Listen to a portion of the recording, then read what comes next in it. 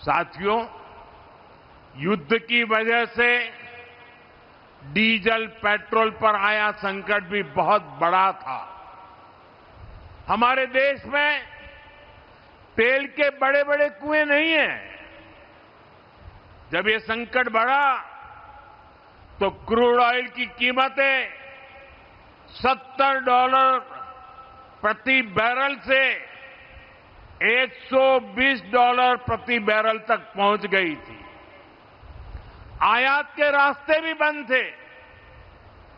दुनिया के कई देशों में डीजल पेट्रोल की कीमतों में 40 से 50% का इजाफा हो गया। कई देशों में तो डीजल पेट्रोल कोटे के आधार पर मिलने लगा था, लेकिन भारत में एक दिन भी ऐसे हालात नहीं आए। अफवाहें बहुत फैलाई गई, लोगों को डराया गया, भड़काया गया, राजनीति के खेल खेले गए, लेकिन जिनके इरादे गलत थे वो सफल नहीं हो पाए। दूर सुदूर इलाकों में भी छोटी मोटी अड़चनों के अलावा सप्लाई की कोई बड़ी चुनौती नहीं आई। अप्रैल से जून के बीच ही अकेले डीजल पेट्रोल में 75,000 करोड़ रुपए से ज्यादा का घाटा कंपनियों को उठाना पड़ा। यानी एक नई रिफाइनरी बन जाए इतना घाटा सहना पड़ा, और इस घाटे को पूरा करने की जिम्मेदारी सरकारी खजाने से उठाई गई। हमने प्रति लीटर 10 रुपये की एक्साइज ड्यूटी भी कम की और बहुत ज्यादा बोझ जनता पर नहीं पड़ने दिया। साथियों, युद्ध के इसी समय में भारत की दूसरे देशों के साथ जो दोस्ती है ना, वो दोस्ती भी बहुत काम आ गई। जब ये संकट शुरू हुआ था उससे पहले भारत 25-26 देशों से ही ईंधन का, ऊर्जा का आयात करता था, लेकिन संकट के समय भारत की डिप्लोमेसी का जलवा दिख गया। दूसरे देशों के साथ हमारे अच्छे संबंध इस संकट की घड़ी में बहुत काम आए। युद्ध के दौरान ही भारत 40 से ज्यादा देशों से ईंधन मंगाने लगा। भारत ने दुनिया को स्पष्ट संदेश दिया कि हमारे लिए राष्ट्रहित और राष्ट्र के नागरिकों का हित सर्वोपरि है। नागरिक देवो भव, ये हमारा मंत्र है। साथियों, इतनी अप्रत्याशित चुनौती से देश ऐसे ही नहीं उभरा। इसके पीछे हमारी एक दशक से चल रही दूरदर्शी नीतियों की सफलता भी है। आज हम राजस्थान रिफाइनरी का उद्घाटन यहां कर रहे हैं। हमने 2017 में इसके लिए एमओयू साइन किया था, लेकिन 2018 से 2023 तक राजस्थान में कांग्रेस सरकार रही।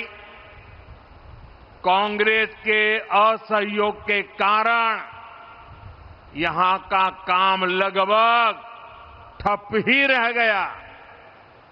लेकिन जैसे ही डबल इंजन सरकार आई, इसका काम तेजी से आगे बढ़ा और आज हम इसका लोकार्पण भी कर रहे हैं।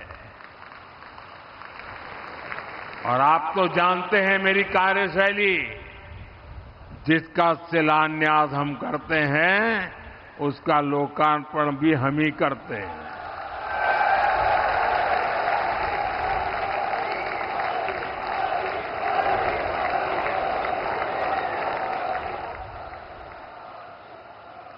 इसी तरह भारत ने अपनी रिफाइनरी क्षमता को लगातार बढ़ाया है। अमेरिका में पिछले 50 वर्षों में एक भी नई रिफाइनरी नहीं बनी है।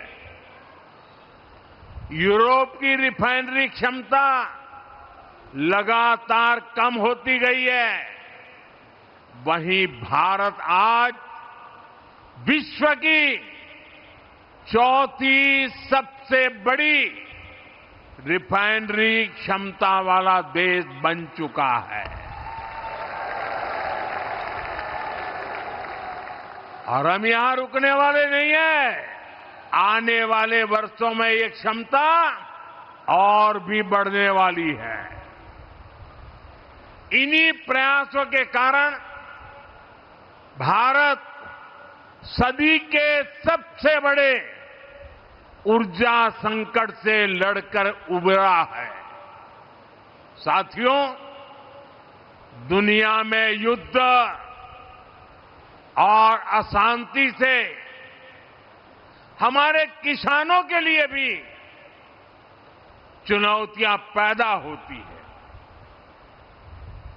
अभी वेस्ट एशिया क्राइसिस, खाड़ी के देशों का संकट और इसके पहले यूक्रेन युद्ध के कारण दुनिया में खाद का बड़ा संकट भी पैदा हुआ।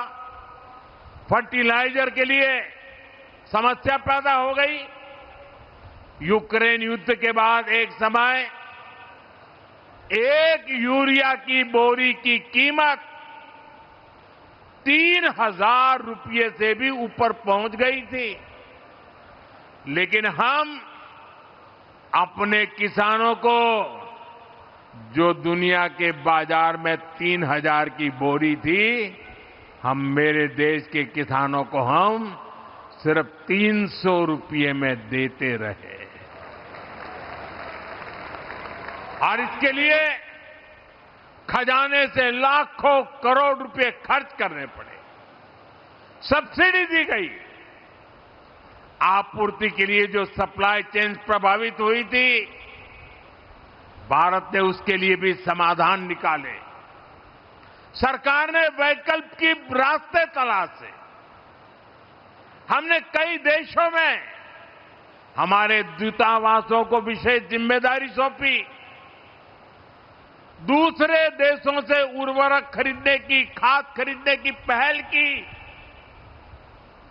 आयात के साथ साथ हमने घरेलू उत्पादन भी बढ़ाया, उस पर ध्यान केंद्रित किया।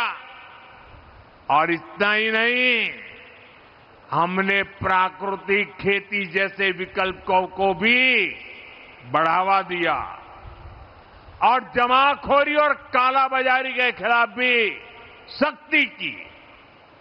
साथियों, इसी तरह हमने हमारे उद्योगों का, एमएसएमई का भी ध्यान रखा। एमएसएमई को बढ़ती लागत का सामना करना पड़ रहा था, इसलिए हम emergency credit line guarantee scheme का एक नया चरण लेकर आए। इस स्कीम के तहत बैंकों ने एमएसएमई को 20% तक का अतिरिक्त लोन दिया और सरकार ने एमएसएमई के इन सभी लोन के लिए 100% गारंटी, और ये मोदी की गारंटी है। इसका बहुत लाभ लघु उद्योगों को मिला, कुटीर उद्योगों को मिला, ऐसे ही अनेक फैसलों का नतीजा है कि आज हमारे छोटे बड़े उद्योग खुद को सुरक्षित महसूस कर रहे हैं।